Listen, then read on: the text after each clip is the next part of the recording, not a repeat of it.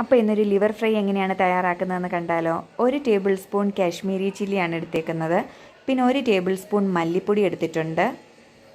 Liver ആയതുകൊണ്ട് കുറച്ച് spicy ആയിരിക്കുമ്പോൾ ടേസ്റ്റ് കൂടും. അന്നേരം 1 ടേബിൾ സ്പൂൺ എരിവുള്ള മുളക് പൊടിയും പിന്നെ 1 ടേബിൾ സ്പൂൺ ഗരം മസാലയും ചേർത്ത് കൊടുത്തിട്ടുണ്ട്. ആവശ്യത്തിന് ഉപ്പും കറിവേപ്പിലയും വെളുത്തുള്ളിയും ഇഞ്ചിയും കൂടെ ചേർത്ത് പേസ്റ്റ് പോലെ നമുക്ക് അരച്ചെടുക്കാം.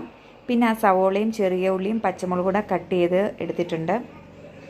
ഈ മസാല നമുക്ക് ലിവറിലേക്ക് നല്ലപോലെ മിക്സ് ചെയ്തിട്ട് സവോളയും ചെറിയ ഉള്ളിയും പച്ചമുളകും കൂടെ ചേർത്തൊന്ന് വേവിച്ചെടുക്കാം.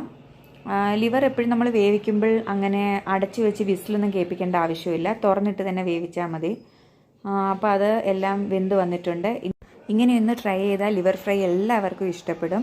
അപ്പോൾ ഇത് നമ്മൾ വെന്ത് വന്നിട്ടുണ്ട്. നമുക്കിനി ഒരു തവ വെച്ച് ഫ്രൈ ആക്കി എടുക്കാം. അപ്പോൾ വീഡിയോ ഇഷ്ടമായാൽ എല്ലാവരും ഒന്ന് സബ്സ്ക്രൈബ്